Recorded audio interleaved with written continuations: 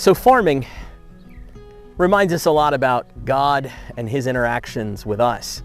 In fact, the more we do farming, the more we recognize God and His goodness and His nature and how He interacts with us. Behind me here are some sheep, and the Bible talks a lot about how people are like sheep and God is our good shepherd. This imagery is to help us understand His character and ours.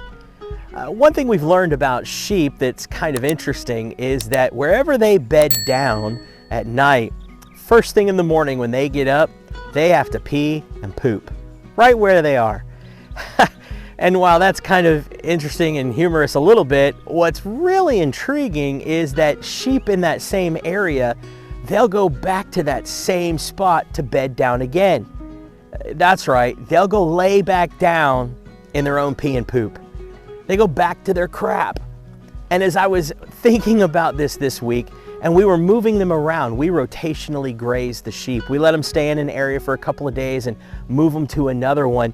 With the way that we had shifted some things around, we ended up where one part of a paddock ended up being something that they had been in just the 2 days before. And wouldn't you know it, that same night, they went right back. Despite the fact that we'd moved the shade structure, despite that they had all this lush green areas to lay down in, they went right back to that same spot they were before, and again, laid down in their own dung. You know, God reminded me that our nature is to do the same thing. We move away from Him consistently. We're so naturally given to going back to our crap that God wanted to deliver us from in the first place. And then if we're not really looking to walk with Him and stay with Him, He's going to do things to help us come back. You know, ironically here, for us to keep them out of that area, we have to move the fence, this electric fence. We've got to put extra effort in and keep them out of that and lead them into greener pastures. And I was thinking about how God takes the extra effort to move the fences for us, to block us at times from going back into our old life and back into our own ways, to deliver us.